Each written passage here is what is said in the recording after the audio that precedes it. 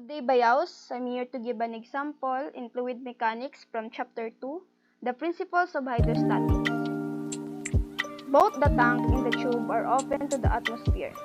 If L is equal to 2.20 meter, what is the angle of tilt of the tube?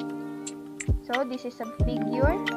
So the given in this problem are L is equals to 2.20 meter, specific gravity of oil is equal to 0.8, the height of oil is equal to 60 centimeter, so the specific gravity of water is equal to 1.0, so the height of water is equal to 60 centimeter.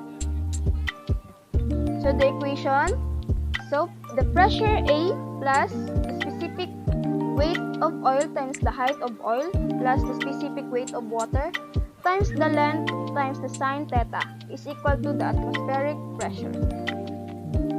So 0 plus specific gravity of oil times the density of water times the height of oil plus the specific gravity of water times the density of water times the height of the water minus the specific gravity of water times the density of water times the length sine theta is equal to 0. Then substitute.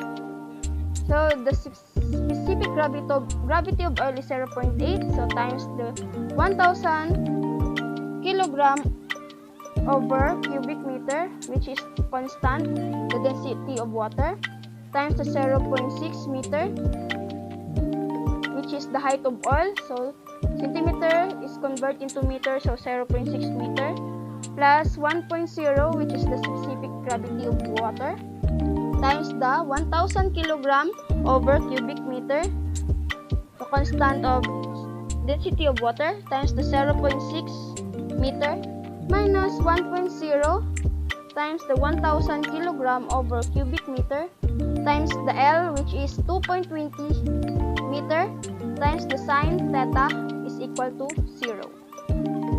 So our angle is equal to 29.4 degrees.